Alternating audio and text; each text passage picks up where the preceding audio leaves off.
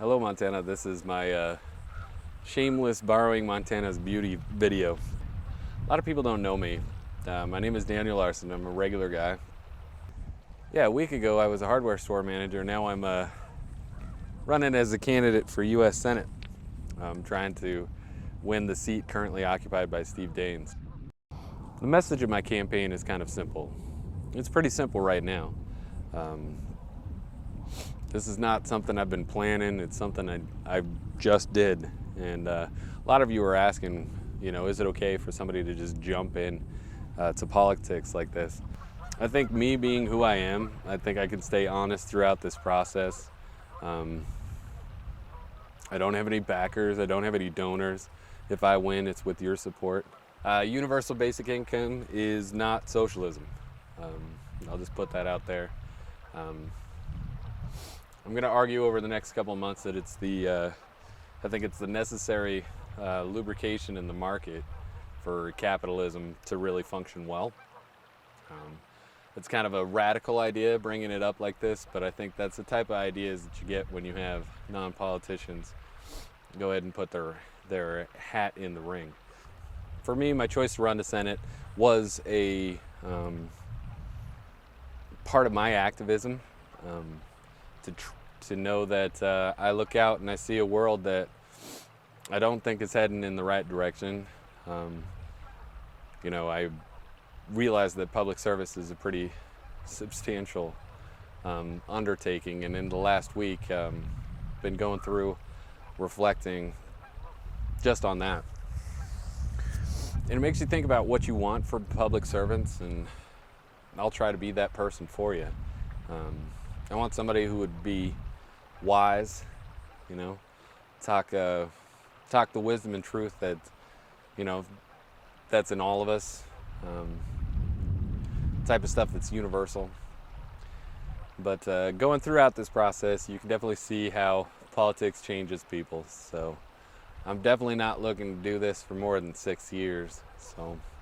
And I would consider myself on the spectrum where it's either establishment or anti-establishment. I'm definitely anti-establishment. I like to think a lot of Trump voters were anti-establishment. So there's some interesting questions out there now as far as, what is the appropriate balance, between the branches of government. Executive power, how far do we want that one to go? On the other side, you have far left ideas, you have far right ideas, and it seems like the establishment plays in the middle. So giving you an opportunity to have a anti-establishment candidate who wants to listen to everybody and figure out how to best represent you in the U.S. Senate. The Montana experience breaks a lot of people right now. And I don't think we talk about that enough. It's a hard state to live. We're #1 in suicide.